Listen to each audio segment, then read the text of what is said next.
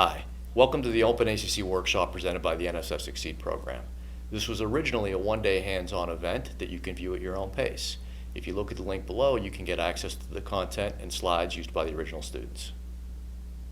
So, OpenMP 4.5. As I mentioned to you early on, the idea with OpenACC was the OpenMP committee spun it off as a quickly evolving, something that can evolve flexibly and nimbly, while OpenMPC, which is a mature spec, didn't have to worry about meeting every 6 months to improve the spec or whatever. Well, things improve. The idea being that they merge back together around OpenMP 4, and they're up to now 4.5. That didn't happen for reasons I'll explain that are slightly inconvenient for those of us in the community. So the idea is, well, we can skip this. This is the important part here, is that OpenMP and OpenACC look very, very similar from the directive approach because, again, they come from the same background, they're using directives. The difference is that OpenMP was developed for multi-core shared memory machines. It was developed to program multiple cores, like we do in OpenACC, but that always share memory. There's no data management, no data movement. Up until accelerators came along, all of your memory was sitting there accessible by your processors. If it wasn't, used MPI on a totally different type of machine. But this idea of moving data back and forth across a bus was new. That's what OpenACC was built to address. OpenMP doesn't have any of that. So OpenMP also, though, was built around a world that assumed that your cores were not our simple-minded GPU cores that can only do a little bit of math and they're kind of slaved together in groups and they have this weird hierarchy. No, an OpenMP core is an actual bona fide regular processor. It's like an Intel processor. And you don't have thousands of them, you have 4 of them maybe is a common case. But they're independent, they can do their own thing and they share this memory. So they are meant to address different problems. OpenMP, because of that, has a whole lot more flexibility and complexity in what a given core can do and the way a task can operate. It also assumes you as a programmer are taking much more responsibility for that stuff. So, for example, in OpenMP, when you put parallel 4 in front of a loop, OpenMP will always parallelize that loop. It assumes you know what you're doing and that you worried about dependencies and everything else. It's not like OpenACC that will say, sorry, you're screwing up, I can't parallelize this loop, go back and look at it again. OpenMP does the opposite. It always assumes you know what you're doing. So there are different approaches for reasons that make sense from the backgrounds they come from. Now, what has caused the original merging of these two to not happen is along the way, Intel decided that accelerator programming was also very important and decided that, like in the past, anytime they're threatened by new technology, they say, how can we do this with what we do, which is Intel chips? And so they said, we're not good at building thousands of simple cores like the video game people are, but we are good at building sophisticated cores. Maybe if instead of having thousands of them, maybe if we could do dozens of them, that might be a good compromise. People might like that. Let's make a chip that has 60 cores on it. Instead of 3,000, we'll have 60, but those 60 cores will be more powerful. They'll be actual real processors. And that is Intel's many integrated core or mic approach that turned into the first generation, which was the Xeon Phi, Knight's Corner, and that is the one that is currently in Stampede machines owned by Exceed, so the Exceed Stampede machine. And it looks like, so here's a picture of the card, whoops. It's actually a single chip, but that actually is the picture of the chip right there. So it's a single chip that has 60 cores on it, Intel cores, goes on a card that you plug in, looks like a video card kind of.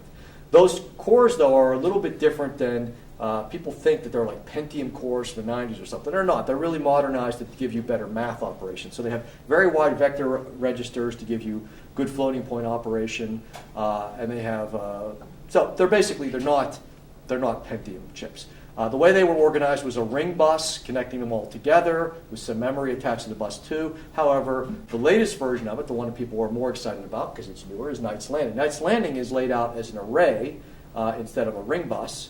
It's an array. It's got up to 16 gigabytes of memory. It looks a little bit more like this from a high level. It has on the board, it has the 60 cores here in a grid. It has some very high bandwidth memory like a GPU has on board, but like a GPU, not a ton of it, only however many gigabytes. Then it has a bunch of regular memory chips, your DIMM chips that you buy, when you boost up your desktop type machine. It has hundreds of gigabytes maybe hanging out here. That's what a modern Knight's Landing looks like. So comparison between these looks like this. It looks like basically you've got on a CPU a small number of cores, typically programmed with OpenMP, and they have a large amount of memory. You might have hundreds of gigabytes of memory, and a decent sized cache actually on them. A GPU, like we've been using today, has many cores, which is actually thousands of them. It has a tiny amount of cache memory on them, the things that we've been talking about, the cache that we actually just briefly mentioned. But it has very high bandwidth memory, so it gets very high bandwidth. Many integrated cores kind of in between the two. It has maybe 60 cores. It does have 60 cores. There aren't a lot of variations of it. It has, however, both high bandwidth memory and regular memory on board. So it's kind of a hybrid machine. So OpenMP needed to roll in data migration. It needed to accommodate the fact that we do have to move stuff across this PCI bus. It's not all shared memory. So OpenMP4 rolled in as an instruction something that looks like OpenACC, the target command, target device, along with mapping. And so I put a nice head-to-head chart here so you can see how easy it is to go between the two. In OpenMP, we have something called target data that does the same as data. We have target enter data that's the same as enter data. Target exit data, the same as exit data. Target update, the same as update. So you can see the commands are very, very similar. The data clauses are also similar, except with just, for whatever reason, different names. We have map in, map out, map in out. It's a version of copy in, copy out, copy. We also have create, it's called alloc.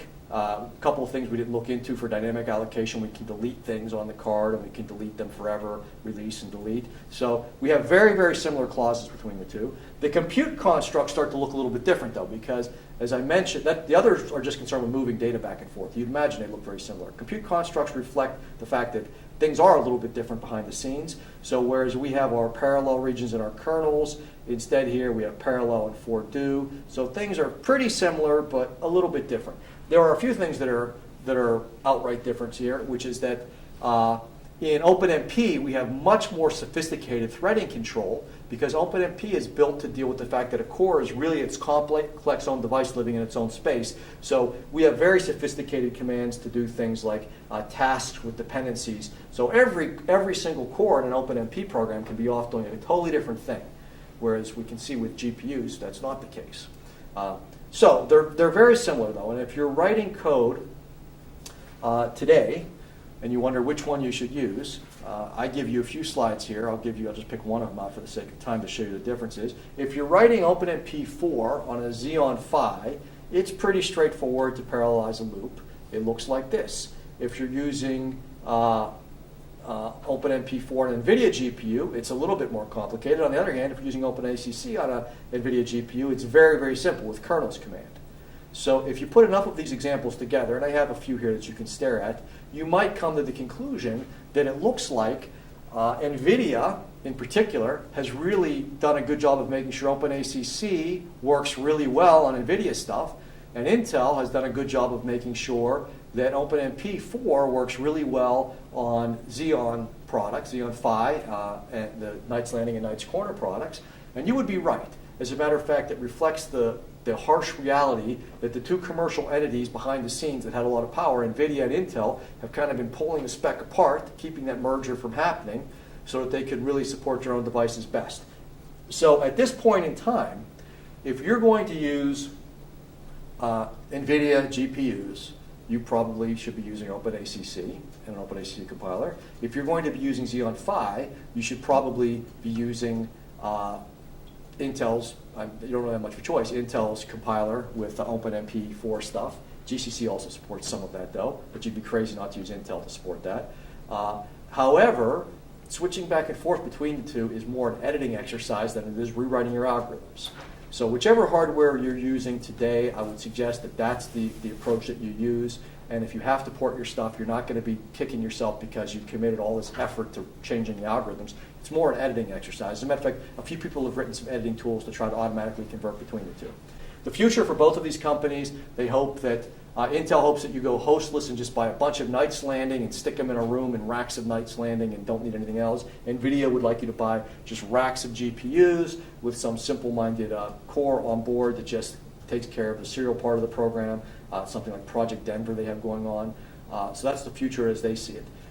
Here are some things, the very last thing I want to cram in here before they cut us off. Here's some things we didn't cover today. Opencl. Opencl is kind of the open version of CUDA. So it's low level, but it gives an alternative to proprietary CUDA. CUDA's NVIDIA product, and it works on NVIDIA stuff only. So Opencl was an alternative. It's supported by everybody, including NVIDIA and Intel and AMD. However, it has lost most of its corporate support because Intel is now supporting OpenMP as the way to program their devices. NVIDIA, of course, would prefer that you use CUDA or OpenACC to program their GPUs. And AMD, who was the last player in the game that was really a big fan of Opencl because it kept them relevant in this stuff, they've now got a fusion architecture that uses a different approach. They don't really care about Opencl. Unfortunately, Opencl is the kind of thing that has to have vendor support. This is fast-moving hardware that needs device driver level support.